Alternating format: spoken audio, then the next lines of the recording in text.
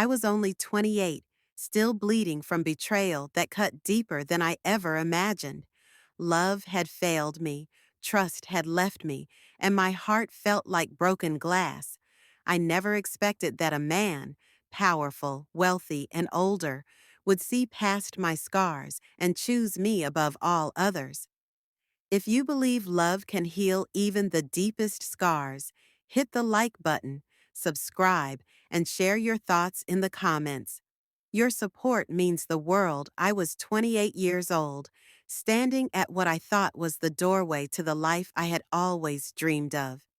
I was engaged, glowing with hope, and convinced that I had found my forever. I wore that ring like it was a promise carved into stone, proof that love had finally chosen me. I planned our wedding in my head every night, from the flowers I'd carry to the song we'd dance to for the first time as husband and wife. I trusted him completely, so completely that I never even thought to guard my heart. But betrayal has a cruel way of sneaking in through the back door when you least expect it. It was an ordinary day when my world cracked open. My best friend called me, her voice trembling, and told me she couldn't keep it from me any longer. My fiancé, the man I trusted with my soul, was cheating. Not with a stranger, not with someone I could brush off as a mistake. He was sleeping with someone I knew, someone I laughed with, someone who had stood beside me as a friend. I wanted to deny it, to scream at her for poisoning my happiness. But then I saw the messages. I saw the truth spelled out in the words he typed so carelessly, words meant for another woman's eyes. And suddenly, everything inside me collapsed. It wasn't just betrayal, it was humiliation. It was my love story turning into a nightmare in front of me. For days, I wandered through life like a ghost of myself. My body moved, but my spirit was broken. I spilled coffee on myself one morning because my hands wouldn't stop shaking.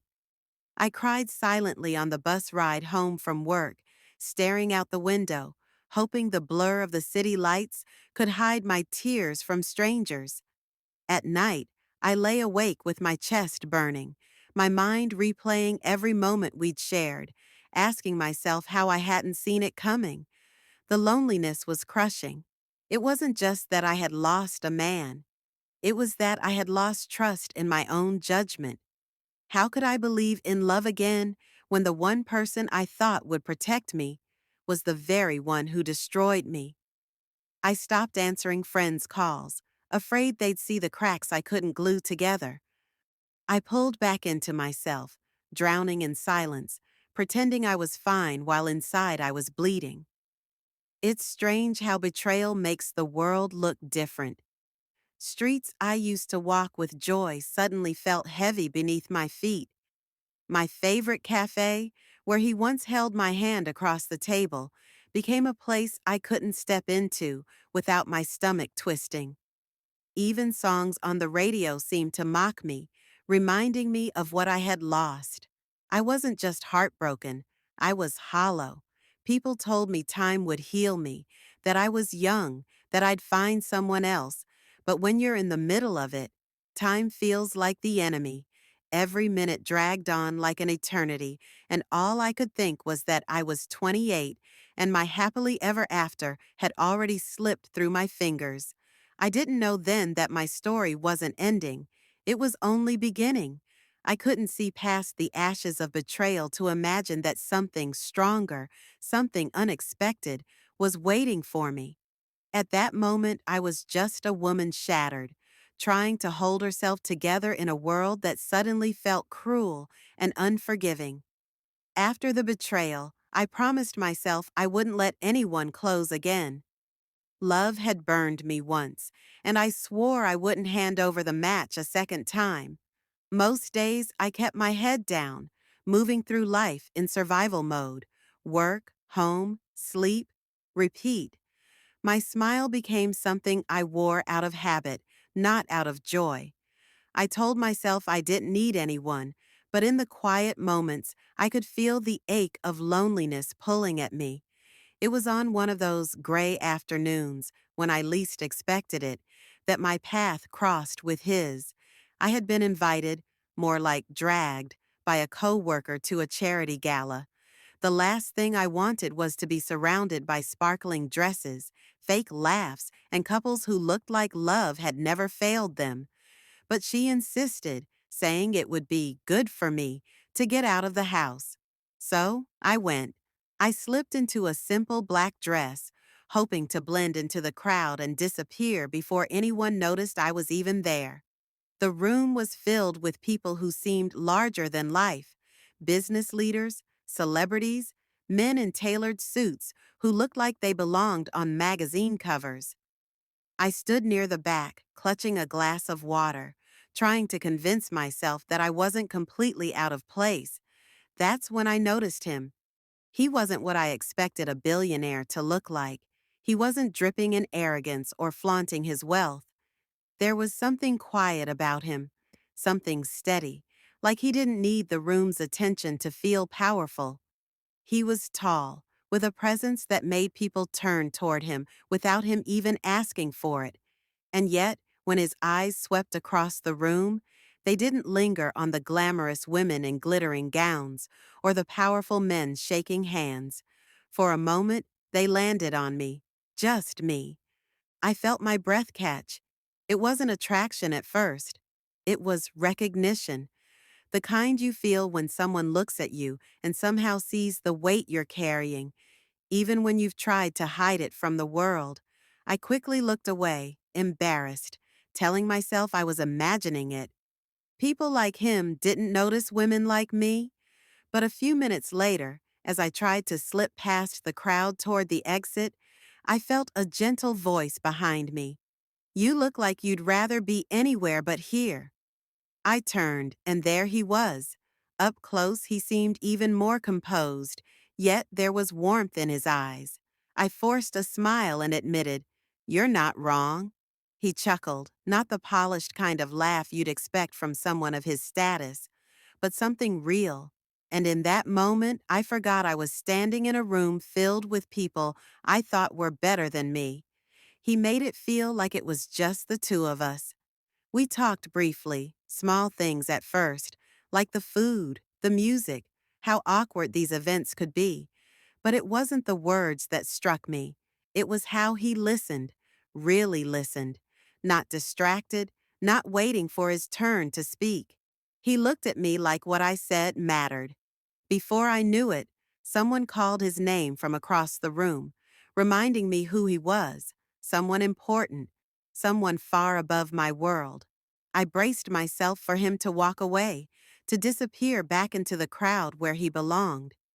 But before he left, he smiled softly and said, "I hope I see you again." It was such a simple sentence, yet it lingered with me long after he walked away.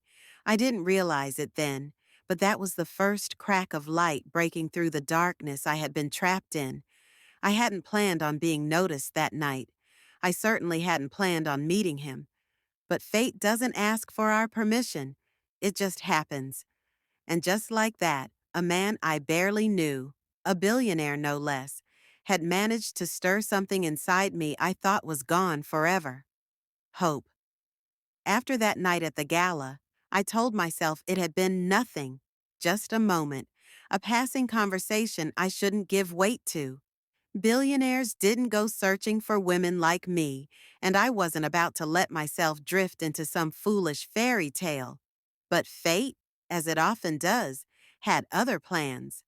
The following week, I ran into him again. It was at a small cafe I usually stop by after work, a place where I like to sit in the corner and breathe after long days. He was there, sitting alone with a book in his hand and a cup of black coffee untouched in front of him. When our eyes met, I froze, unsure if he'd even remember me. But he smiled, that same quiet, steady smile, and gestured to the empty chair across from him. I hesitated, then sat down. What struck me wasn't his wealth or the way people glanced at him with curiosity. It was how ordinary he seemed when it was just the two of us. We talked for nearly an hour that day, about books, travel, even the little annoyances of life. I found myself laughing, really laughing, for the first time in months. It was like some part of me that had been locked away since the betrayal was finally allowed to breathe again. Still, I was guarded. Every time he paid me a compliment, I shrugged it off. Every time he looked at me with that kind of attention that made my chest tighten, I told myself not to read into it. I reminded myself of the pain I had endured, the nights I cried until morning, the trust I had so freely given and had stolen from me. I wasn't ready to hand over my heart again, not yet. But he was patient. He didn't rush me or push me to be more than I was ready for. Instead, he showed up in small, unexpected ways. A note left at the cafe with nothing more than a smiley face drawn on it. An umbrella offered when I stepped out into the rain without one. A text that simply said, "Thinking of you today. Hope it's a good one." They were little gestures, but they chipped away at the walls I had built around myself. One evening, as we walked along a quiet street after dinner, he told me about his own scars, about how wealth didn't protect him from loneliness, how success often came with isolation, how people around him sometimes wanted the life he had, but not the man he was. There was something in his voice that night, honest, vulnerable, that made me stop and really look at him. For the first time, I didn't see the billionaire. I saw a man, human and flawed, just like me. I think that was the moment something shifted inside me. Trust didn't come crashing down like a flood. It seeped in slowly, like sunlight through a crack in the curtains. Little by little, I began to believe him, to believe in the possibility that maybe love could be different this time. Not perfect, not without risk, but real. Of course, I still battled doubts. I'd wake up some mornings convinced I was setting myself up for heartbreak again. But then I'd remember the way he listened, the way he never made me feel small, the way he looked at me like I wasn't just another face in the crowd. He made me feel seen, truly seen. And that, more than anything, began to heal the parts of me I thought were beyond repair. I didn't know where it would lead. I didn't dare call it love, not yet. But I knew this much. For the first time since betrayal shattered me, I wasn't afraid to imagine the possibility of something beautiful again. Just when I began to feel safe enough to trust again, the world reminded me that love, especially ours, would not come without its battles. At first, it was subtle, just whispers in the air, curious glances that lingered too long. But slowly, those whispers grew into something heavier, something meant to push me back into the shadows. People talked. They always do. Some questioned our age difference. Others questioned our race. Many couldn't understand why a man with his wealth and status would choose a woman like me, ordinary, scarred, still patching herself back together. Their words reached me in ways I wish they hadn't, sliding under my skin when I tried so hard to stay strong. One evening, I overheard two women at an event he invited me to. They looked at me, then leaned into each other with sly smiles. "She won't last," one whispered. "He'll get bored. He always does." I pretended not to hear, but inside, the words sank deep. On the ride home, I grew quiet, replaying those voices over and over until they felt like my own thoughts. And then there were the online comments. Photos of us together at charity events or dinners sometimes found their way onto blogs and gossip sites. The headlines were cruel, painting me as some opportunist chasing after his money, suggesting I was a distraction he'd eventually discard. I told myself not to read them, but curiosity and insecurity always pulled me back, and with each word, my confidence unraveled. He noticed, of course. He saw the way my smile faded when we were out in public, the way my hand trembled when I reached for his. "Talk to me," he said one night, his voice calm but firm. I wanted to tell him everything, but the fear was louder than my voice. What if they were right? What if I was just a phase for him, someone he'd forget when the world grew tired of the story of us? I pulled back, creating distance where there once was closeness. I told him I needed time, that maybe this was too much for me. The look in his eyes that night nearly broke me. It wasn't anger, it wasn't frustration. It was something softer, something like hurt. But he didn't argue, he didn't beg. He simply said, "I'll be here when you're ready to believe me." And he kept his word.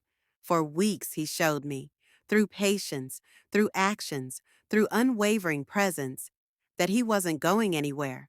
When others doubted me, he defended me. When I doubted myself, he reminded me who I was. He didn't drown me in grand gestures or empty promises. Instead, he stayed steady, like a lighthouse in a storm, guiding me back to the shore of his love whenever I drifted too far. One afternoon, when I was at my lowest, I confessed the truth. I told him how the whispers tore at me, how the weight of judgment made me question if I was strong enough to be with him. He took my hand, looked me straight in the eye, and said, "Let them talk. They don't know us. They don't know you. And if I have to spend the rest of my life proving it, I will." Something in me cracked open then, not from pain, but from relief. I realized love wasn't about silencing the world. It was about choosing each other every single day, despite the noise. The world tried to pull us apart, but with every challenge, I began to see that what we had wasn't fragile. It wasn't built on illusions or fleeting attraction. It was built on something real, something solid, something I could finally lean into without fear of it collapsing. For the first time, I wasn't just fighting for my heart. I had someone fighting alongside me. The turning point came on a night I will never forget. He had invited me to a gala, one of those grand events filled with glittering lights, elegant gowns, and powerful people. I almost said no. Part of me still dreaded the stares, the whispers, the weight of being the woman on his arm. But something inside me, a voice quieter than my fear, told me I had to go. I remember standing in front of the mirror before leaving, my hands trembling as I fastened a simple necklace. My dress wasn't the most expensive, my hair wasn't styled by a professional, but I told myself I would show up as me. Nothing more, nothing less. That had to be enough. From the moment we walked in, I felt eyes on us. The murmurs began, soft, but sharp enough to cut. I forced myself to smile, even as my stomach twisted. He, however, carried himself as calm as ever, his hand steady around mine, his presence like a shield. As the evening went on, I overheard fragments of conversation, questions about why I was there, why he had chosen me. The insecurities I thought I had buried started to rise again. My heart pounded, and I considered slipping away, disappearing before anyone could see the doubt painted across my face. But then it happened. Toward the end of the night, as speeches and toasts filled the air, he took the stage. The room quieted instantly. When he spoke, people listened. I stood in the back, half hidden, convinced he'd make some polished statement about business or charity. But instead, his eyes searched the room until they landed on me. And then, in front of everyone, colleagues, investors, strangers dressed in diamonds, he spoke words I never expected to hear. "I've spent my life building things," he said, his voice strong but steady. "Companies, success, a name people recognize. But what good is any of it if you have no one to share it with? Tonight, I want to be honest. For years, I thought I needed to be admired, but what I truly needed was to be understood. And I found that in her, the room seemed to fall away. His words cut through every whisper, every cruel headline, every shadow of doubt I had carried. My breath caught as he continued. "She is not just someone beside me. She is the reason I stand taller, the reason I want to be more than what I am. She is my choice, my heart, Above all others, gasps rippled through the crowd, followed by a silence so heavy it was almost sacred. My chest burned, but this time it wasn't from pain. It was from a warmth I could hardly contain. In that moment, I realized he hadn't just chosen me in private, he had chosen me in front of the world.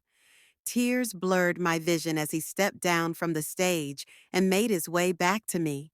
My instinct was to shrink, to hide, but he wouldn't allow it. He reached for my hand, lifted it gently, and pressed a kiss to my fingers as if to seal every word he had spoken.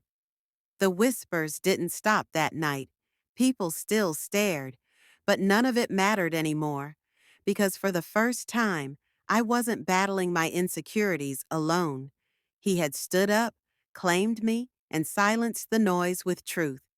That was the moment everything changed. Not because he was a billionaire, not because the world finally saw us, but because I finally believed it myself, that I was worthy of being loved, completely and without hesitation. It wasn't a fairy tale. It wasn't perfect, but it was real, and it was ours. After that night, something inside me finally shifted. The doubts that had clung to me like shadows began to loosen their grip. For so long, I had carried the weight of betrayal, fear, and insecurity.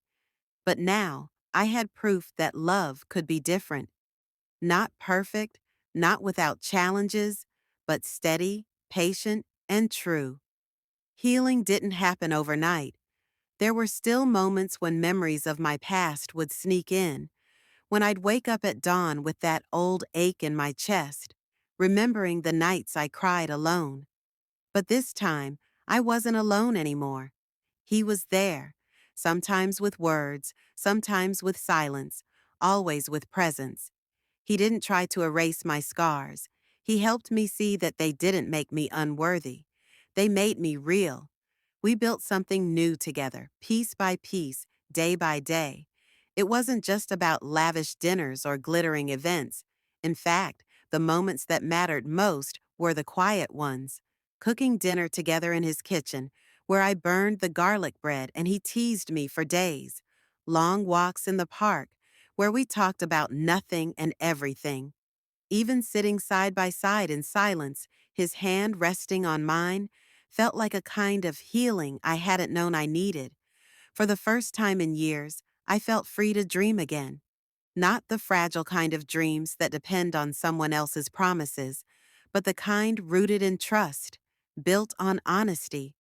I stopped seeing myself as the broken woman who had been betrayed and started seeing myself as the woman who had survived, who had found strength in her own story, and who had opened her heart again despite the risk.